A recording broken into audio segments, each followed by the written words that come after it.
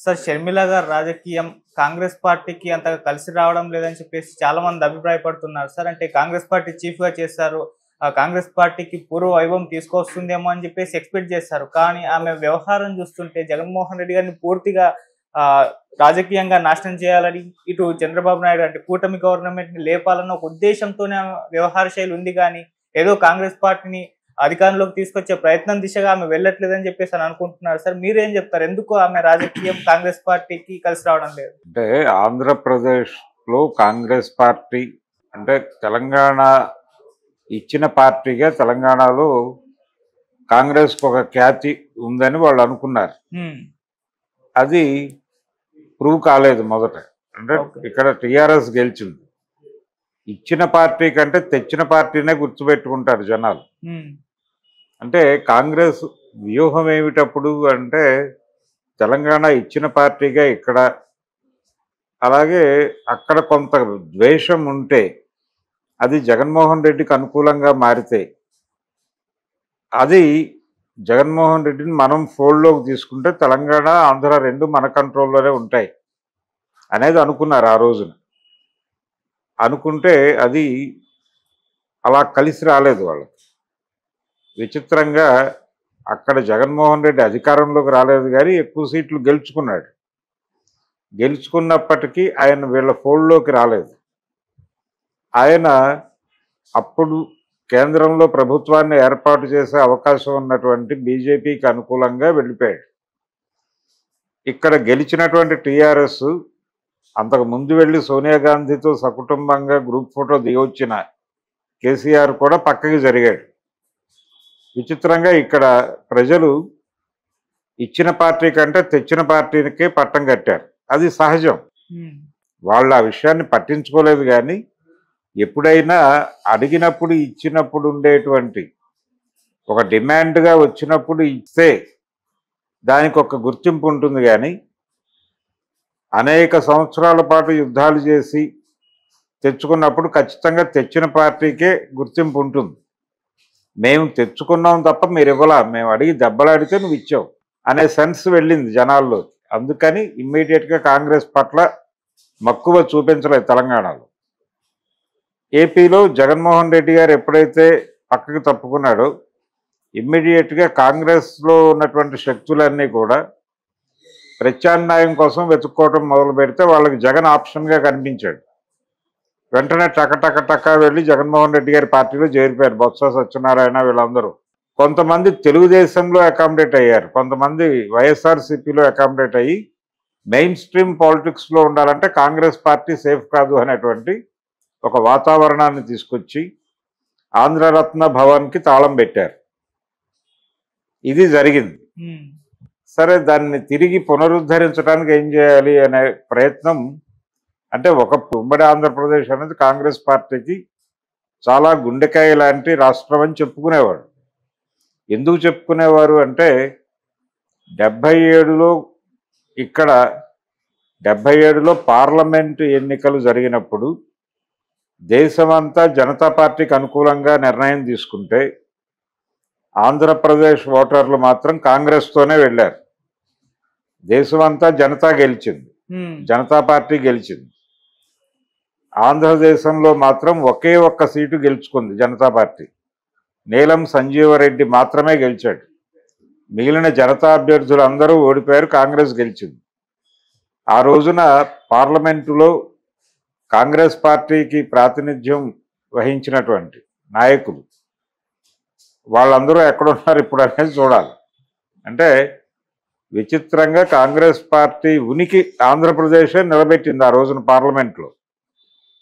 అటువంటి రాష్ట్రంలో తుడిచిపెట్టుకుపోవటం అనేది బాధాకరమే. తెలంగాణలో ఇప్పుడు ఏదో చిగురించింది. ఈ చిగురు కూడా పూర్తిగా వాళ్ళ అదుపులో లేదు. అది ఇంకో విషాదం. దీన్ని పక్కన పెట్టేస్తే ఆంధ్రప్రదేశ్ వరకు పరిమితం అయితే అక్కడ దాన్ని రైజ్ చేయటం అంటే 10 సంవత్సరాలు అయిపోయిన తర్వాత అయినా గాయం మాని ఉండాలి కదా. నెమ్మదిగా మీరు ఒక ఆల్టర్నేటివ్గా ఎమర్జ్ అయ్యి ఉండాలి కదా. జరగకుండా అసలు ప్రజలు ఆ పార్టీని మర్చిపోయే పరిస్థితి వచ్చింది. ఇది గుర్తించాలి. షర్మిలని పెడితే ఏదో మూవ్ చేస్తుంది ఆవిడ పార్టీని అని కొంతమంది అనుకున్నారు. కానీ ఆవిడ ఆవిడ ప్రయోజనాల కోసం పార్టీలోకి వచ్చింది. పార్టీ ప్రయోజనాలు తాను నెరవేర్చడం కాదు, తన ప్రయోజనాలు పార్టీ ద్వారా తీర్చుకునే ఒక ప్రయత్నంలో భాగంగా వచ్చింది ఆవిడ. అంటే తెలంగాణలో ఉండి ఆంధ్ర ప్రభుత్వంతో దెబ్బలాడటం అనే సినిమా అయ్యేది కాదు కాబట్టి ఆంధ్రాలోనే ఉండి ఆంధ్ర ప్రభుత్వంతో, అంటే ఆంధ్ర ప్రభుత్వంతో కావచ్చు, లేదు అన్నతో కావచ్చు, యుద్ధం అక్కడే నిలబడి చేయాలి. అందుకని ఆవిడ తన కార్యక్షేత్రాన్ని ఆంధ్రప్రదేశ్కి షిఫ్ట్ చేయడానికి అనువైనటువంటి పార్టీగా కాంగ్రెస్ని ఎంపిక చేసుకుంది. ఇక్కడ పెట్టిన పార్టీని అక్కడికి షిఫ్ట్ చేయలేదు ఆవిడ. ఇక్కడ పెట్టిన పార్టీని విలీనం చేసి అక్కడికి వెళ్ళిపోయి అక్కడ తద్వారా తనకు ఒక రక్షణ ఏర్పాటు చేసుకునే ప్రయత్నం చేసింది. ఈ ప్రాసెస్లో చంద్రబాబు నాయుడు అనేటువంటి ఒక ప్రపంచం అంతా అపరచాణక్యుడు అని చెప్పుకునేటువంటి చంద్రబాబు, ఆయన తనదైన పద్ధతిలో రాజనీతి ప్రయోగించి యాంటీ జగన్ ఫ్రంట్ కట్టాడు ఆయన. ఈ ఫ్రంట్లో కమ్యూనిస్టులను కూడా తీసుకొచ్చినప్పుడు ఈయన బీజేపీతో సయోధ్యలోకి వెళ్ళాడు. బీజేపీతో సయోధ్యలోకి వెళ్ళినప్పుడు లెఫ్ట్ పక్కకి వెడుతుంది కాబట్టి ఆ పక్కకి వెళ్ళిన లెఫ్ట్ ఆల్టర్నేటివ్ చూసుకుని జగన్ వైపు వెళ్లకుండా వెళ్ళే అవకాశం లేదు. ఎందుకంటే ఆయన కూడా బయటకి కనిపించని కాషాయ కట్టుబాటులోనే ఉన్నాడు, జగన్మోహన్ రెడ్డి కూడా. అందుకని అలా న్యూట్రల్గా ఉన్నటువంటి లెఫ్ట్ని కాంగ్రెస్తో కలిపి అదొక కూటమిగా మార్చి దాన్ని తన కంట్రోల్లో పెట్టుకుని దానికి కూడా తనే థింక్ ట్యాంక్గా ఉండి యాంటీ జగన్ ఫ్రంట్ని విజయవంతంగా రన్ చేశాడు ఆయన. ఈ రన్ చేయటంలో షర్మిల గారు కీలక పాత్ర పోషించారు. ఆవిడ ఉద్దేశం కూడా అదే, ఎలాగూ కాంగ్రెస్ పార్టీ గెలవదు అనే విషయం స్పష్టంగా తెలుసు. కనీసం అకౌంట్ ఓపెన్ చేస్తుంది అనే ఆశ కలిగింది. ఒక ఎమ్మెల్యే గెలుస్తాడేమో ఎక్కడైనా సరే, ఒక ఎంపీ గెలుస్తుందేమో, ఒక ఎంపీ ఒక ఎమ్మెల్యే గెలిచినా చాలు అని అనుకుని రంగంలోకి దిగారు. అయితే టిక్కెట్ల పంపిణీ కాంగ్రెస్కు ఒక గ్లామర్ వచ్చింది అప్పుడు. అంటే జగన్మోహన్ రెడ్డి మీద జనంలో వ్యతిరేకత ఉంది అనేది స్పష్టమైపోయిన తర్వాత Jaganmohan Reddy party shut down అయిపోతే కాంగ్రెస్ ఆటోమేటిక్గా రైజ్ అవుతుంది అనేటువంటి ఒక బిలీఫ్లో కేంద్ర నాయకత్వం ఉంది. వాళ్ళల్లో ఉన్నటువంటి ఆ కోరికని రైజ్ చేసి చంద్రబాబు నాయుడు వాళ్ళని గైడ్ చేయటం మొదలుపెట్టాడు. అంటే జగన్మోహన్ రెడ్డిని షట్ డౌన్ చేయటమే కదా, చేస్తే మీరు ఆటోమేటిక్గా రైజ్ అవుతారు. ఇప్పుడు ఆ షట్ డౌన్ చేయటానికి నేను ప్రధానంగా ఉన్నాను కాబట్టి మనందరం కలిసి వెళ్తాం, తద్వారా జగన్ కంపెనీ షట్ డౌన్ చేసేస్తే మీరు రైజ్ అవుతారు, మా ప్రభుత్వం వస్తుంది, అలా వెళ్ళిపోదాం మనం అనే ఒక అంటే విచిత్రమైనటువంటి ఒప్పందం చేసుకుని, అది ఓపెన్ కాదు, రహస్యమే, అలా కదిలాడు ఆయన.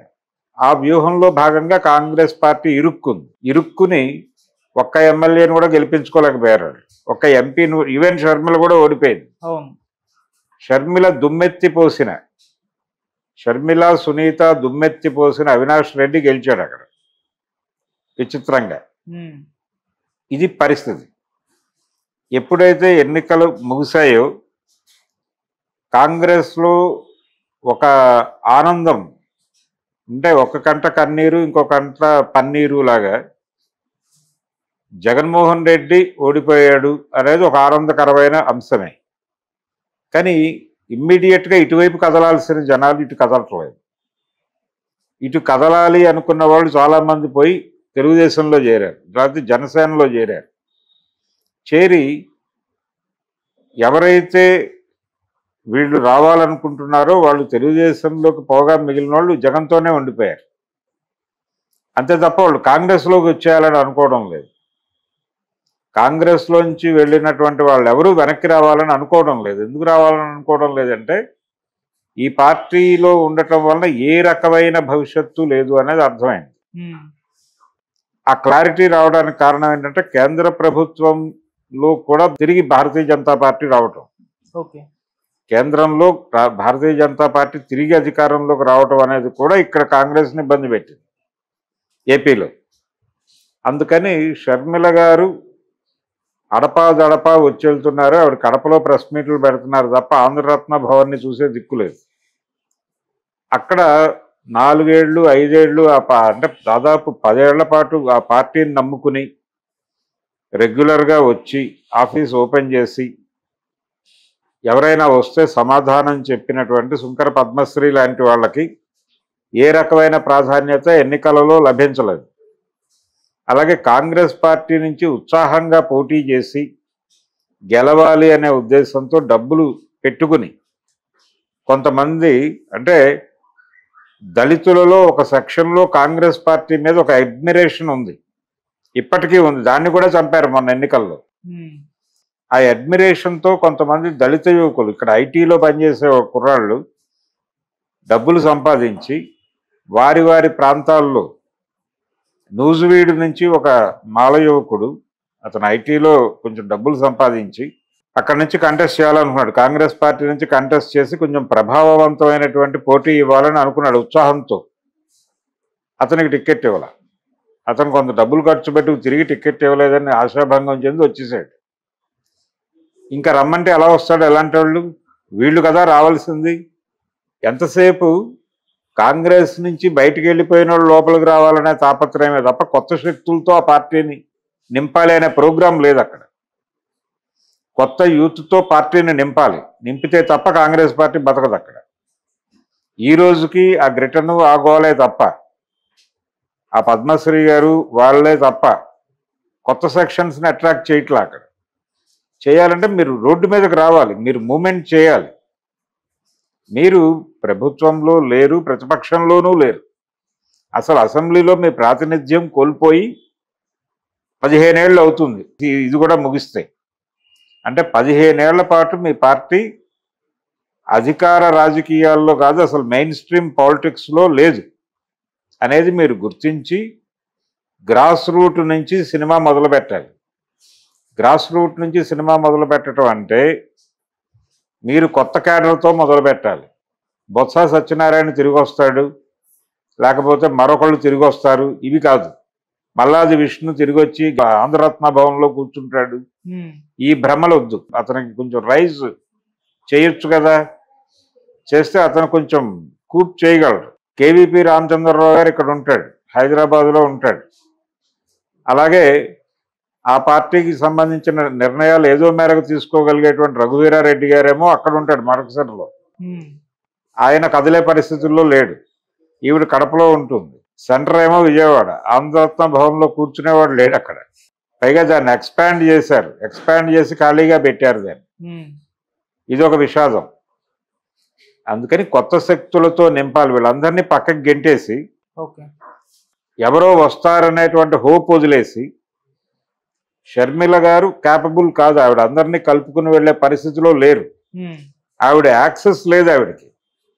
విచిత్రం ఏంటంటే ఆవిడ్ని కలవాలంటే అనుమతులు తీసుకుని కలవాల్సిన పరిస్థితి ఉంది కాంగ్రెస్ పార్టీలో ఉన్న వాళ్ళకే. ఈ కండిషన్లో ఆవిడ నలుగురిని కలుపుకుని వెళ్ళదు.